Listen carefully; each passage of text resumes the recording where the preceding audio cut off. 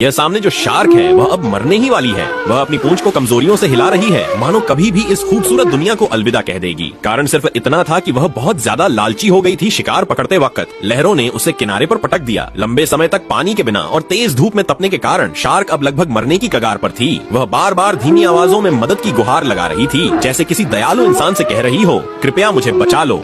Shark की पुकार सुनकर दो भले आदमी तुरंत मदद को आगे आए। उन्होंने बार बार शार्क के ऊपर पानी डाला ताकि वह थोड़ा राहत महसूस कर सके, लेकिन तपती गर्मी और लंबा समय बीतने के कारण उनकी सारी मेहनत भी ज्यादा काम नहीं आई। शार्क अब भी जमीन पर पड़ी थी, बिना हिले डुले, मानो उसकी आत्मा किसी दूसरे लोक में जा चुकी हो। लेकिन तभी जब सब उसे छोड़ने की सोच ही रहे थे, शार्क ने अचानक हरकत की। उसने अपना मुंह खोला और तेज तेज सांसें लेना शुरू कर दिया। यह देखकर पास के सभी लोग खुशी से झूम उठे और उन भले आदमियों ने और जोर से पानी डालना शुरू कर दिया। मगर वे जानते थे कि यह सिर्फ अस्थायी राहत है। अगर शार्क को पूरी तरह बचाना है तो उसे वापस समुद्र में पहुंचाना ही होगा। एक भले आदमी ने पास से एक रस्सी ढूंढ निकाली और शार्क के पूंछ में बांध दी, यह सोचकर कि कहीं शार्क उसे काट न ले। रस्सी का दूसरा सिरा उन्होंने एक यॉट से बांध दिया ताकि उसकी मदद से शार्क को वापस समुद्र तक खींचा जा सके। इस बीच बाकी लोग भी बारी बारी से शार्क के ऊपर पानी डालते रहे ताकि वह सूखे की वजह से और न कमजोर हो जाए। जैसे ही सारी तैयारियां हो गईं, शार्क को धीरे धीरे पानी की ओर खींचा गया, जब तक कि वह पूरी तरह से समुद्र में डूब नहीं गई। लेकिन आश्चर्य की बात यह थी कि समुद्र में पहुंचने के बाद भी शार्क ने कोई हरकत नहीं की। लेकिन वह भला आदमी अब भी हार मानने को तैयार नहीं था। उसने शार्क की पूंछ को हिलाते हुए उसे फिर से जीवन देने की कोशिश की। साथ में खड़े उसके साथी ने समुद्री जीवों की मदद करने वाली टीम को भी बुला लिया।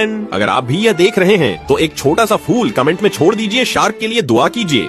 थोड़ी देर बाद रेस्क्यू टीम वहां पहुंच गई। उन्होंने भी शार्क को रस्सी से बांधा और यॉट की मदद से उसे गहरे समुद्र की ओर ले जाने लगे, ताकि शार्क धीरे धीरे फिर से सामान्य महसूस कर सके और उसके जमे हुए शरीर को गति मिल सके। कहना पड़ेगा, इन्हीं नेक लोगों की वजह से शार्क को जिंदगी दोबारा मिल पाई।